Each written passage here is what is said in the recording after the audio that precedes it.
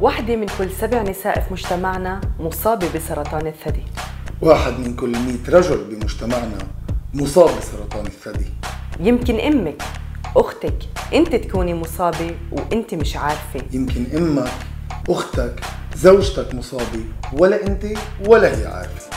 إذا صار عمرك فوق 35 سنة روحي افحصي. نبهها تفحص لأنه معظم المصابات عمرهن فوق 35.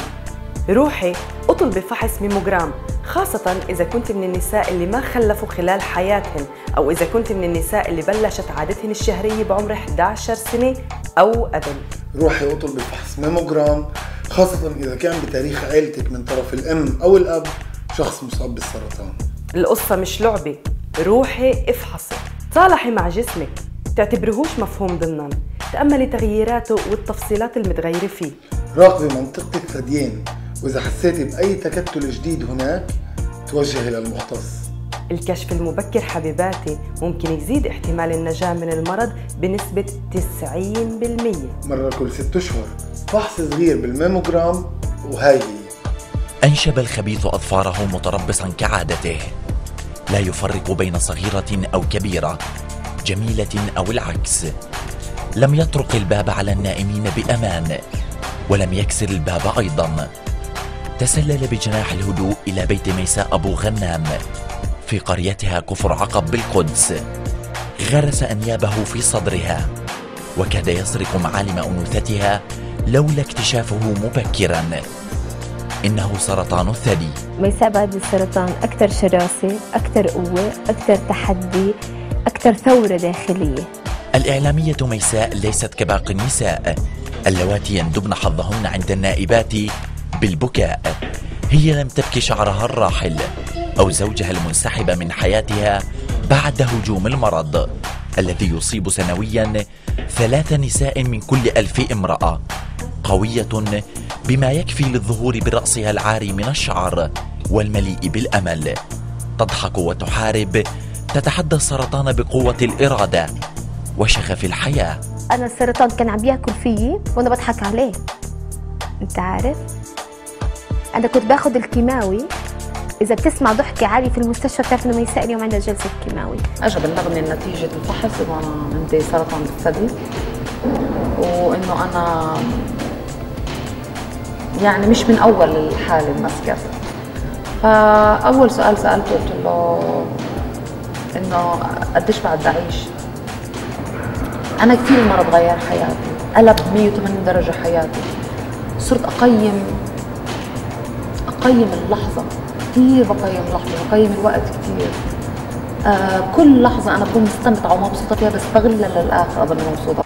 بدي أقول إنه الكشف المبكر هو الأمل تبعنا في إنه نعيش حياة سليمة مريحة خالية من الوجع. بدي أحكي شوي من التجربة اللي مرقتها وأشدد على قضية التعامل مع المرض. أنا يعني هناك كانت تعال نقول الصدمة تبعتي، وقعدت 3 أيام يعني مش عارفة شو بدي أقول وشو بدي أحكي، وبالذات إنه أنا كنت مهيئة أولادي بالبداية إنه يعني أنا بعمل عملية وخلص ما فيش حاجة ولا لإشي ثاني. وهيك كان الدكتور الجراح يعني حكي لي افحصي حالك بشكل مستمر، كوني واعية لجسمك، حسي بجسمك، حبي جسمك، واعرفي احتياجات جسمك، ولبي احتياجات جسمك الصحية بشكل سريع ومن غير تأجيل. سنويا في إسرائيل حوالي 28,000 إنسان بيمرضوا بالسرطان. يوميا يعني بنحكي عن حوالي 80 إنسان بيمرضوا بالسرطان، وهذه أرقام جدا هائلة اللي بحاجة عمليا لكل الناس، لكل الجمهور يقدروا يكونوا مع بعض بشكل جدا قوي من أجل مكافحة هذا المرض. مرضى سرطان الثدي عند المرأة العربية ما دون جيل 50، ما دون جيل 50 يمرضنا ب 44%. معنى ذلك انه اذا انتظرنا لجيل 50 انه نبدا بالفحص الثدي، معناته احنا خسرنا 44% من النساء، معناته هدول ضاعوا. سقط الجميع في دوامه انه وكانه الفحص يبدا مجيل 50. خطا خطا خطا. الفحص يجب ان يبدا مبكر. وين مبكر؟ من إحصائياتنا نرى إنه إحنا يوميا نصادف حالات سرطانية بجيل العشرينات. ليس زمن لفحص الماموجرام ولا زمن لأي تصور أخرى. ليش؟ ما بنعرفش، واللي بقول لك بيعرف بكون غلطان. لذلك الاحتياط اليومي احتياطي، أن المرأة يجب أن تعرف اليوم أنه هذا المرض يجب أن نكتشفه في بدايته وفي خطواته الأولى.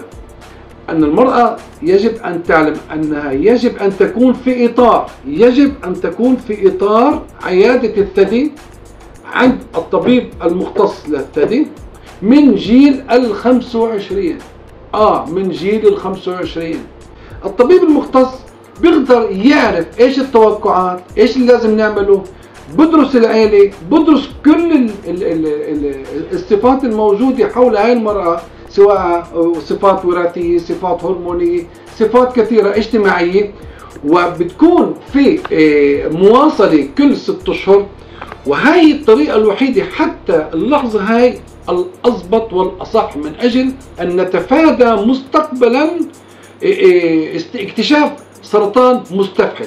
لأنه للأسف الشديد السرطان ما دون جيل ال50 لما بنكتشفه أو لما بتكتشف المرأة في البيت لحالها بيكون صار في وضع متقدم. جمعية مريم هي الجمعية الأولى عربية من نوعها في البلاد، اللي عمليا احنا عم بنقوم بنهضة جديدة اللي هي أول جمعية عربية لمكافحة السرطان في البلاد، اللي بتقدم لكل الأشخاص المساعدة لمرضى السرطان، لكل حدا محتاج بهذا الموضوع. انضموا مع جمعية مريم لمحاربة هذا المرض. عمليا هذا الشيء كان بكل أغلب الدول الغربية والدول العربية.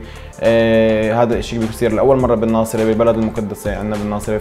من بعد كل اللي شفناه وسمعناه، عن جد بعدك قاعدة روحي افحصي عشانك بالأول، عشان بيتك، أولادك، وكل الناس اللي بيحبوكي. كلنا القصة مش لعبة، بس كمان بدهاش إلا فحص صغير. يلا نغير واقع انتشار سرطان الثدي بمجتمعنا. صدقيني فحص صغير بصير التغيير. القصة مش لعبة، روحي افحصي.